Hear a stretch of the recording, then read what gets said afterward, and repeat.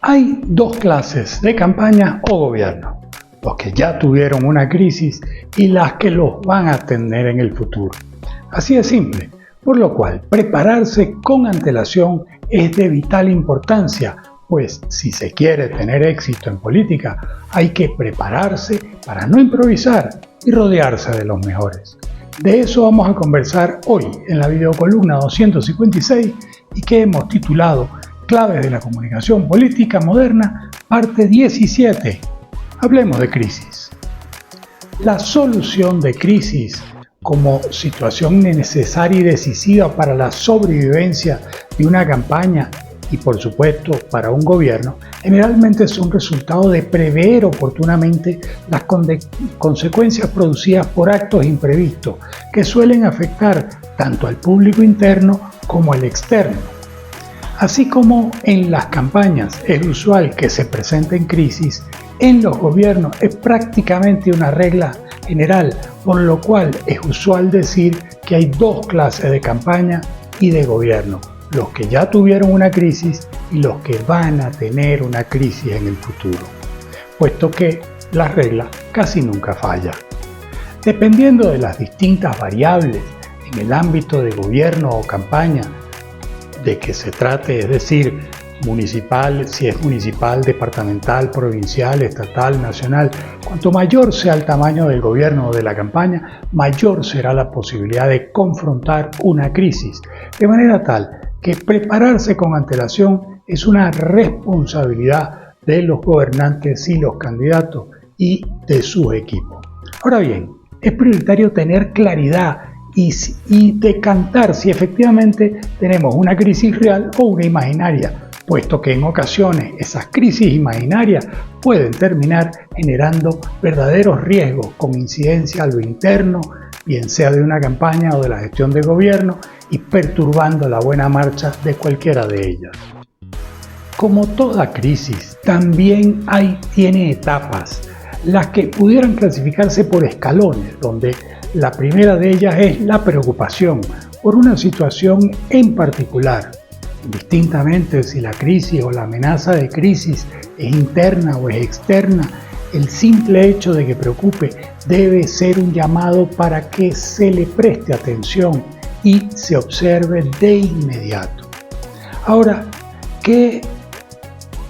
hay que recordar que si la primera etapa es la de la mera preocupación sin atención a la segunda etapa, la crisis pasará entonces a ser un problema, lo cual tanto en campaña como en gobierno se tiende a minimizar su importancia, puesto que la regla general es que en todas partes hay problemas.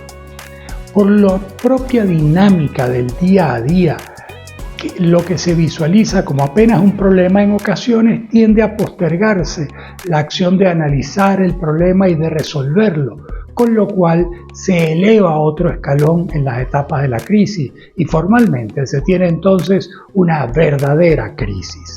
Si a pesar de tener una verdadera crisis no se le atiende, entonces sigue evolucionando esta y escala a una emergencia, lo cual generalmente es más complicado de controlar, y por no haber sido atendida la situación inicial de una simple preocupación pasa a la emergencia y la emergencia al escándalo, siendo esto el último escalón dentro de una crisis. De nueva vuelta, la evolución de una posible crisis, bien sea campaña o gobierno, va aumentando su posible intensidad e impacto en una relación inversamente proporcional al tiempo. Es decir, cuanto más se tarde en atender una crisis, más grande y serio serán las consecuencias. Con lo cual, resolver la crisis será, por un lado, más complicado y por otro lado, más costoso desde toda perspectiva, llámese esta reputacional, política o económica.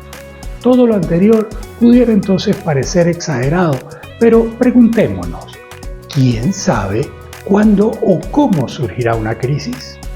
Y como no hay una respuesta a esta interrogante, es preferible estar prevenido y que estar confiado. Por ello, en una campaña o en un gobierno es recomendable tener un pequeño comité de crisis que monitoree y analice los posibles escenarios, circunstancias, eventos endógenos, exógenos del territorio en que se desarrolla la campaña o en el que se gobierna, que pueden incidir estas cosas en la generación de una posible crisis.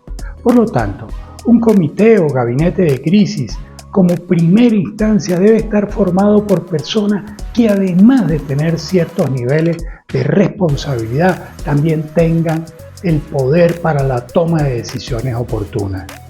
A este equipo se debe integrar especialistas que, dependiendo de las prioridades que haya establecido el comité de crisis, consideren que pueden hacer importantes aportes. La idea central es que este comité sea el que comience a planear en la primera instancia, trazando las líneas maestras de los posibles escenarios que se pudieran presentar y qué acciones o soluciones se deberían tomar en consecuencia, estableciendo además un protocolo de actuación a seguir según el escenario y las circunstancias de la crisis.